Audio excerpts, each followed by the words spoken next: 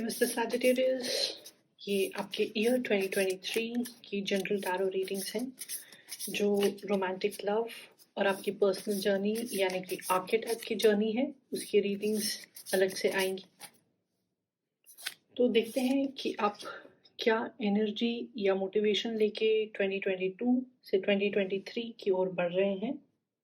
आप इस नए साल में क्या अचीव करना चाहते हैं, आपके क्या सपने हैं या नहीं, और इन सपनों को अचीव करने के लिए आपके सामने क्या चुनौती आ सकती है और क्या चीज़ है जो आपकी मदद करेगी, क्या टूल्स हैं जो कि आपके पास हैं। साथ ही कोई इंटरनल या फिर इमोशनल रिएक्शन जो आपका इस साल हो सकता है या आप एक्सपीरियंस कर सकते हैं, और एक फिजिकल एक्शन या फिर इवेंट जो आपके सामने आ सकता है।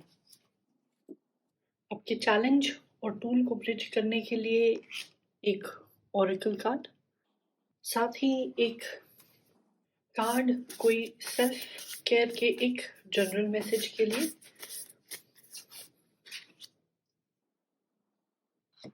और एक एनिमल स्पिरिट का कार्ड आपके फिजिकल एक्शन को या फिर एक इवेंट को रिफ्लेक्ट करने के लिए। तो सैजिटेरियस, अब 2022 को छोड़ते हुए किंग ऑफ पेंटिकल्स की एनर्जी लेके आ रहे हैं। ये काफ़ी अच्छा कार्ड है। आप एक सक्सेसफुल नोट पे, एक अच्छे नोट पे नया साल शुरू कर रहे हैं। आपने कोई प्रोजेक्ट में या फिर अपनी लाइफ में एक मनचाहा लेवल प्राप्त कर लिया है, सक्सेस प्राप्त कर ली है। आपकी जो इंट्यूटिव स्किल्स हैं वो भी आपने काफ़ी होन कर ली हैं। जैसे अपने गोल तक पहुंचने के लिए या ज़िंदगी में आगे बढ़ने के लिए जो वो किलर इंस्टिंक्ट की ज़रूरत होती है वो आपने शार्पन किया हुआ है, होन किया हुआ है। आपकी सोच में, आपके एक्शंस में काफ़ी क्लैरिटी है कि आपको क्या चाहिए, क्यों चाहिए, और कंसिस्टेंटली काम करने से यानी कि लगातार धीरे-धीरे लगे रहने से आपको बहुत रिटर्न्स मिले हैं, और इन रिटर्न्स और एफर्ट्स और लेसन्स को लेके आप नए साल में आएँगे। मगर आप में से कुछ लोग हैं, बहुत ही गिने-चुने थोड़े से लोग हैं, जिन्होंने एक बहुत ही ज़्यादा रिस्की एक्टिविटी को अंडरटेक किया था या फिर कोई डेंजरस एंडेवर में अपना हाथ घुसाया था और सक्सेसफुल हुए हैं। तो ये लोग भी अपना नया साल एक हाई नोट पर शुरू करेंगे, पर ये अब बिल्कुल क्लिफ की एज पे आ चुके हैं, और ऐसे लोगों को शायद से थोड़ा ध्यान रखना पड़े क्योंकि आपके चैलेंजेस में कहीं पे वो पोटेंशियल है कि अगली बार कोई ज़्यादा ही रिस्की वेंचर बिल्कुल फ्लॉप हो जाए। बट जनरली सैजिटेरियस के लिए ये बहुत अच्छी रीडिंग है। शुरू करते हैं आपके गोल से जो कि आप 2023 में अचीव करना चाहते हैं। कोई एक ऐसी चीज़ जो आप हकीकत में कन्वर्ट करना चाहते हैं। वहाँ आपका कार्ड आया है ईस ऑफ कप्स, यानी कि इतनी सफलता के बाद भी कोई आपका एक ऐसा प्रोजेक्ट था, बिल्कुल पेट प्रोजेक्ट था जिसको आप अभी शुरू करेंगे। शायद आप ज़िंदगी में थोड़ा-सा सेटल्ड फ़ील कर रहे हैं और आपको लग रहा है कि अब आप वहाँ समय और पैसा लगा सकते हैं, या फिर आप अपनी ज़िंदगी में कोई नए कनेक्शंस और नई दोस्ती को ढूँढ रहे हैं। तो एक तरह से जो भी साइकिल आप ख़त्म करके आए हैं, किंग ऑफ पेंटिकल्स तक पहुँचे हैं, अब आप एक नई पॉज़िटिव शुरुआत करने की कोशिश कर रहे हैं। वो एक नई पोस्ट, नया प्रमोशन, रिलेशनशिप में एक नया स्टेटस हो सकता है। एस ऑफ कप्स के साथ आपके काफ़ी पेंटिकल्स के कार्ड्स भी आए हुए हैं, और इन्हें देख के लग रहा है कि कहीं आप अपने फैमिली बिजनेस में अब आप इन्वॉल्व होना चाहते हैं, या फिर आप खुद का एक फैमिली बिजनेस शुरू करना चाहते हो। फैमिली रिलेशनशिप्स भी इस साल आपके लिए काफ़ी इंपॉर्टेंट रहेंगे। आप वहाँ पे टाइम देना चाहेंगे या उनसे एक पर्टिकुलर चीज़ की उम्मीद भी रख सकते हैं। पर आपके इस गोल के सामने एक चैलेंज आ जाता है जो कि द व्हील ऑफ फॉर्चून है, नंबर 10 पे। तो एक तो नंबर 10 कंप्लीशन के पास है, तो शायद से एक नए सिरे से शुरुआत करने की अब आपको आदत नहीं है। ये आपके लिए थोड़ा-सा चैलेंजिंग हो सकता है कि अब आप बॉस नहीं हैं या बिल्कुल सारी नॉलेज आपके हाथ में नहीं है। शायद से आपको अपनी कोई स्किल्स को अपडेट करना पड़े या किसी पुराने तरीके को छोड़ना पड़े। मगर जो ये व्हील ऑफ फॉर्च्यून है हमेशा घूमता रहता है। कभी किसी का लक अच्छा होता है, कभी वो डाउन होता है। तो ये व्हील ऑफ फॉर्च्यून कहता है कि आपके सामने जब कोई चेंजेस आते हैं, तो आपको वहाँ अडैप्ट करने में शायद से थोड़ी प्रॉब्लम हो सकती है, या फिर जो चेंजेस आ रहे हैं बहुत जल्दी-जल्दी आए, अब आपको आदत नहीं है। मेबी आप किंग ऑफ पेंटिकल्स की एनर्जी से आ रहे हैं, तो आपको लगता है ऑल और नथिंग होना चाहिए, हमेशा मैं ही जीतूँ। मगर व्हील ऑफ फॉर्च्यून के सामने आप अपना कर्म कर सकते हैं, अपना एफर्ट डाल सकते हैं। अब वो आपको लाइट की तरफ ले जाए, सक्सेस दे दे, या शुरू में थोड़ा-सा एक डार्क फेस दिखा के फिर सक्सेस दिखाए, वो आपके हाथ में नहीं है। यानी कि आपका चैलेंज होगा कि हर चीज़ को पकड़ के नहीं रखना है। कंट्रोल आप हर चीज़ को अगर करने की कोशिश करेंगे, वो सही नहीं है। तो लाइफ में अप्स एंड डाउन्स के साथ आपको भी इवॉल्व होना पड़ेगा, आपको भी चेंज होना पड़ेगा। और कहीं अपनी स्किल्स को या विचारधारा को अगर आपको बदलने की ज़रूरत है, तो वो भी आपको एक्सेप्ट करना पड़ेगा।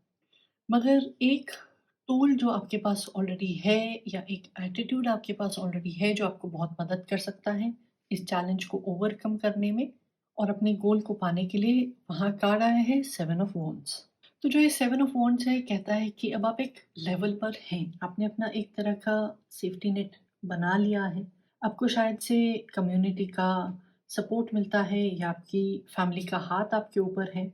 बट जो आपने अपने लेवल पर अपने एफर्ट से, अपनी मेहनत से ये सेफ्टी नेट बनाया हुआ है, उसने आपको एक खास कॉन्फिडेंस दिया हुआ है, और वो आपकी कंसिस्टेंसी और कमिटमेंट की वजह से आपके पास आया है। इसीलिए आप बड़े आराम से किसी भी स्टॉर्म को वेदर कर सकते हैं। अब अगर कोई आपकी सक्सेस में, आपकी जर्नी में, या आपके अच्छे बुरे टाइम में आपको कुछ कहता है, ताने मारता है, तो ये चीज़ें आपके लिए बहुत छोटी-मोटी हैं। आप इन्हें अपने मेंटल पीस को, अपने प्लान को डिस्टर्ब नहीं करने देंगे।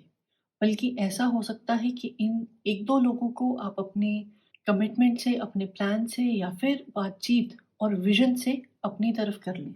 इसका मतलब हुआ कि आपने ये मान लिया है कि जब इंसान ग्रो करने की कोशिश करता है और साथ-साथ थोड़ा बहुत अपना सेफ्टी नेट भी बनाने की कोशिश करता है, यानी कि एक बैलेंस्ड अप्रोच लेता है, तो उसमें दिक्कत आती है, उसमें प्रॉब्लम्स होती हैं, और आप इन प्रॉब्लम्स का सामना करने के लिए तैयार हैं। रिसोर्सेज़ के हिसाब से तैयार हैं, मेंटली, फिज़िकली भी तैयार हैं। यानी कि अनकंफर्टेबल फ़ील करने के बावजूद भी आप अपना काम करते रहेंगे, अपने जो विचार हैं, वो लोगों के साथ कम्युनिकेट करते रहेंगे, ताकि जो आप बिल्ड करने की कोशिश कर रहे हैं, चाहे वो रिश्ता हो, चाहे वो कोई प्रोडक्ट या सर्विस हो, वो बड़े अच्छे लेवल की हो। साथ ही में आपके अंदर वो अवेयरनेस भी है, वो जागरूकता भी है कि जब आपको कोई क्रिटिसाइज़ कर रहा है या कोई अच्छा भी बोलता है, कि आप उसको एनालाइज़ करेंगे कि इसने ऐसा क्यों कहा? क्या इसे मुझसे ईर्ष्या है? क्या ये मुझसे जलते हैं? क्या ये मेरा भला चाहते हैं? इनका कोई एक्सपीरियंस है और ये चाहते हैं कि मैं इनके द्वारा की गई गलती दोबारा ना दोहराऊँ। और आपके चैलेंज और टूल्स को कनेक्ट करता हुआ, ब्रिज करता हुआ जो ओरेकल कार्ड है, वो द एपल का है। ये पावर का, यानी कि शक्ति का कार्ड है। ये कह रहा है कि आपका जो भी आइडिया है, उसमें दम बहुत है। वो बेसिकली एक फर्टाइल आइडिया है, आप उसको वाटर करेंगे, नरिश करेंगे, तो आपको एक बहुत ही अच्छा रिज़ल्ट या फ्रूट दे के जाएगा।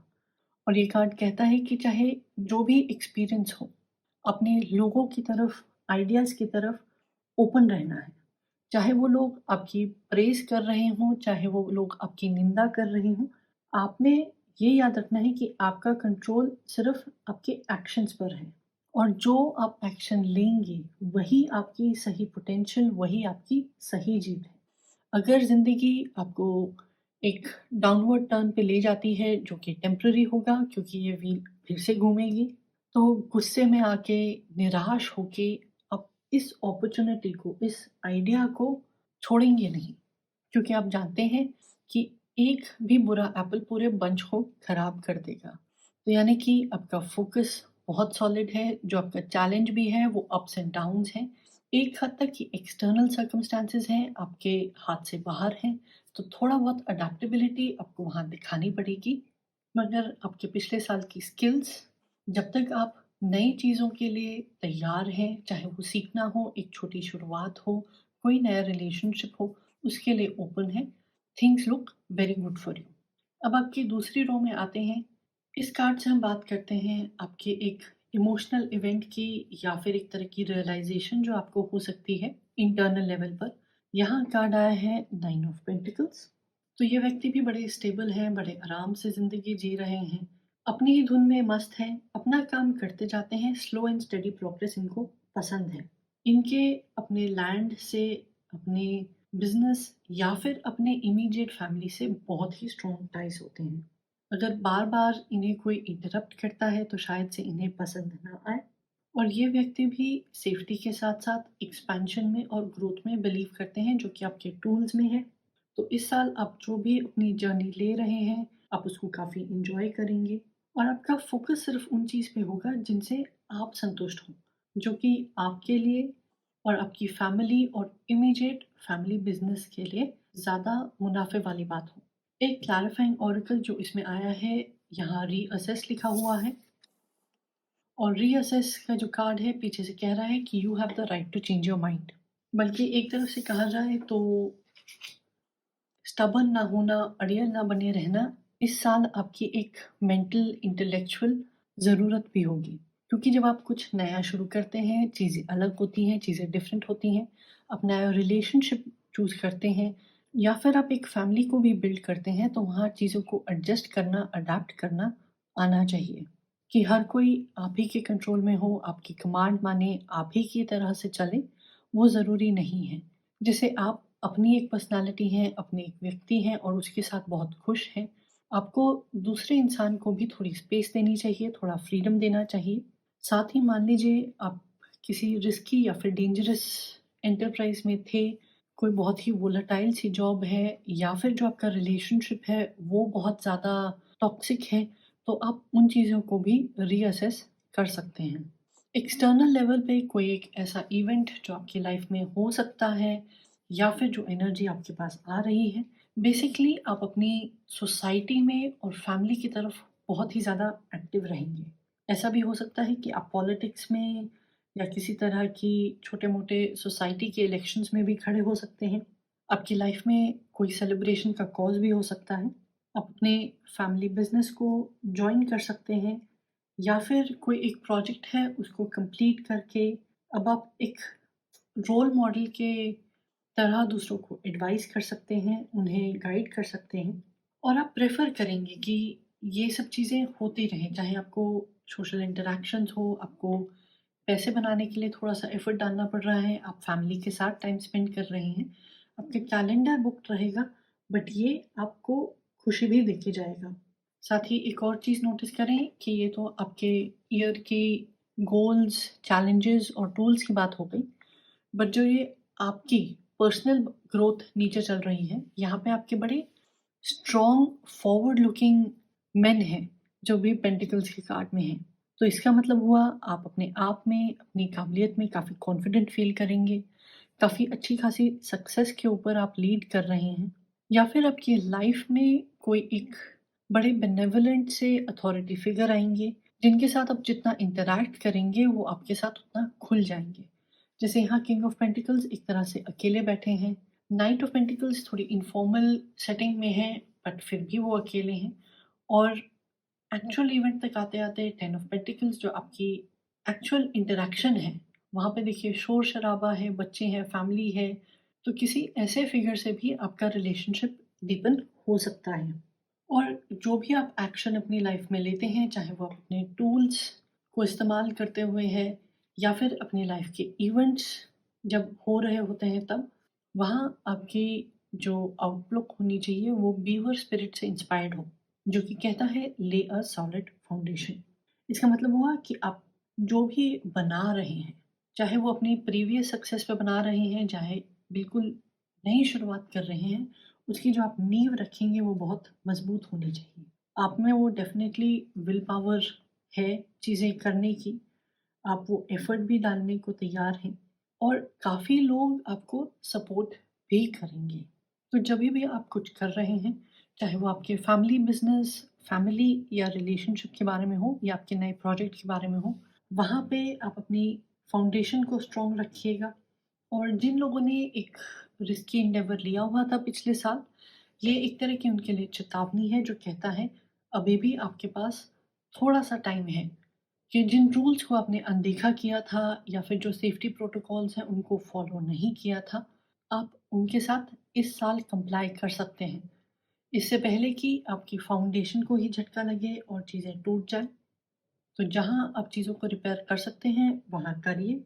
साथ ही ये बीवर स्पिरिट ये भी कह रहा है कि आपका जो भी गोल है, वो जो एक चाह अपने दिल में आप काफ़ी टाइम से लेके बैठे हुए हैं, कोई तमन्ना आपकी थी, उसको डिले मत करिएगा। उसको कल, परसों, अगले साल के लिए किसी और कंसर्न की वजह से रोक मत दीजिएगा, सस्पेंशन में मत डालिए। उसकी तरफ आपको अभी के अभी स्टेप्स लेना शुरू कर देना चाहिए।